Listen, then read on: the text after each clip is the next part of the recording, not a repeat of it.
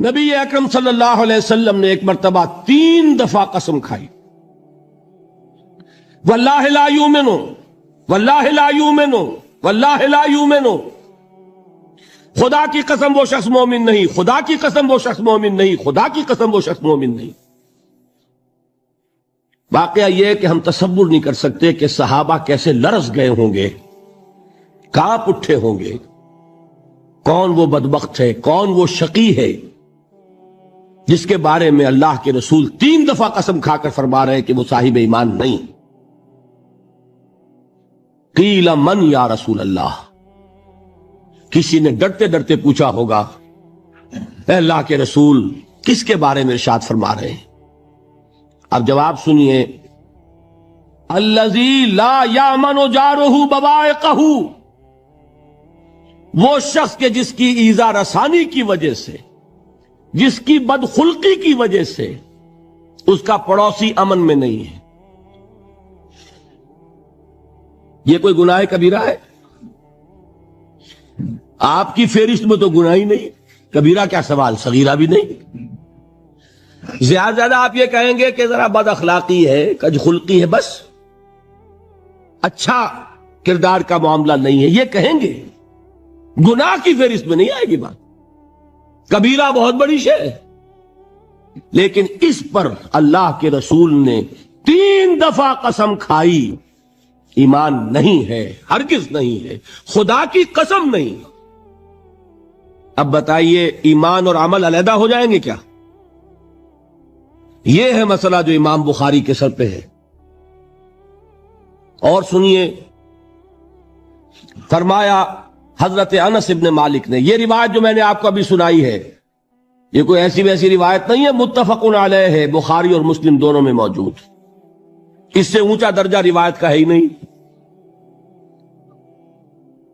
راوی کون؟ ابو ہریرہ رضی اللہ تعالی، ان کی والدہ لے کر حاضر ہو گئیں، یہ بچہ حضور آپ کی خدمت میں رہے گا، آپ کی خدمت کرے گا، آپ کے پاس رہے گا، ٹھیک ہے۔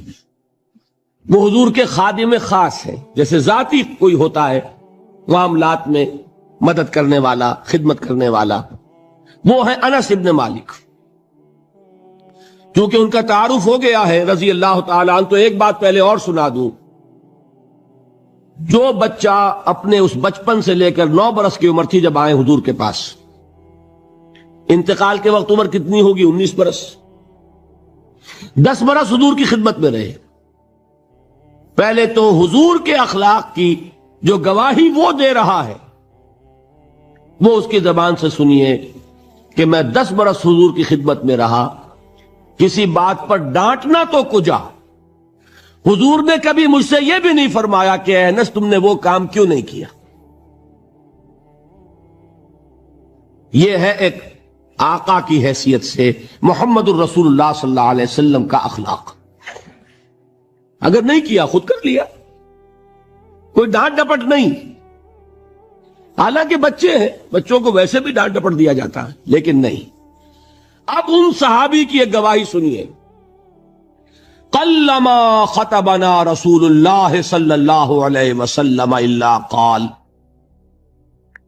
فرماتے ہیں کہ شاذ ہی کبھی ایسا ہوا ہوگا کہ حضور نے کبھی خطبہ ارشاد فرمایا ہو اور اس میں یہ الفاظ نہ ہو۔ الفاظ سمجھ رہے؟ جب بھی خطبہ دیتے تھے آپ یہ الفاظ ضرور فرماتے تھے، شاذ کبھی رہ جائے تو رہ جائے، قلما خطبنا رسول اللہ صلی اللہ علیہ وسلم الا قال، کیا فرمایا؟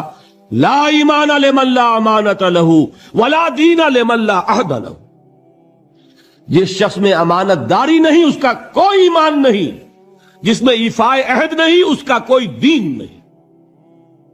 بنا پھرتا ہو وہ دیندار، بنا پھرتا ہو وہ صاحب ایمان اور امتی حضور کا، امانت داری نہیں تو ایمان نہیں، ایفاء عہد نہیں تو دین نہیں۔ کس کا فرمان ہے؟